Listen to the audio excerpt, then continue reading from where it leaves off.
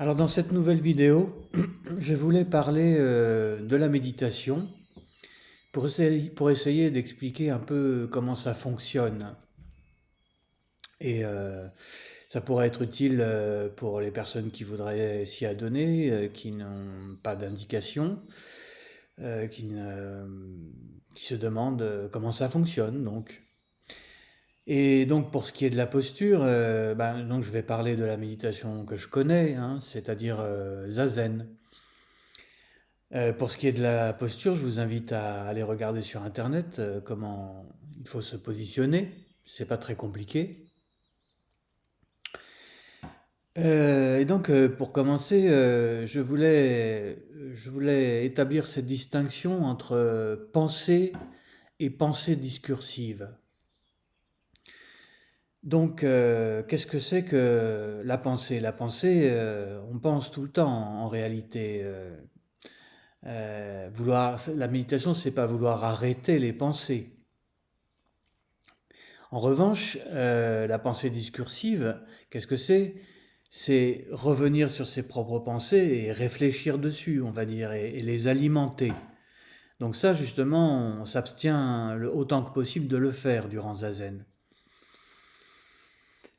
Toutefois, il se peut que cette pensée discursive se mette à fonctionner durant la méditation. Mais c'est pas grave.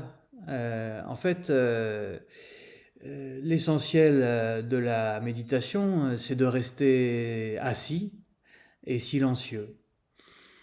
On l'a défini par ce terme qui vient du japonais, shikantanza. Shikantanza, ça se traduit par juste assis ou seulement assis. Donc, à partir du moment où vous continuez à rester assis avec ces pensées, quelles qu'elles soient, vous méditez. Et donc, en réalité, c'est très simple.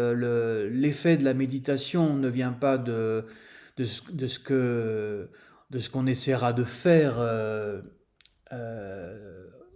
de manière cérébrale, essayer de ne pas penser, repousser telle pensée, essayer d'avoir telle pensée, etc. Ça ne dépend pas de cette action cérébrale-là. Les bienfaits de Zazen viennent du Zazen lui-même, en réalité, de l'assise. C'est-à-dire qu'à force de s'asseoir, c'est une pratique qu'il faut faire plutôt assez régulièrement pour qu'elle soit efficace. À force de s'asseoir, eh bien, euh, toutes ces pensées, tout cela, eh bien, ça va commencer par s'apaiser et l'assise se ressemblera de plus en plus au fait d'être simplement assis, justement. Un peu ce qui rejoint ce que dit le philosophe Pascal quand il dit que tout le malheur des hommes vient du fait qu'ils ne savent pas rester en repos dans une chambre. Donc là, voilà, au final, ce dont il s'agira concernant le zazen, c'est de savoir rester en repos dans une chambre. Voilà, j'espère avoir été suffisamment clair et suffisamment concis. Merci.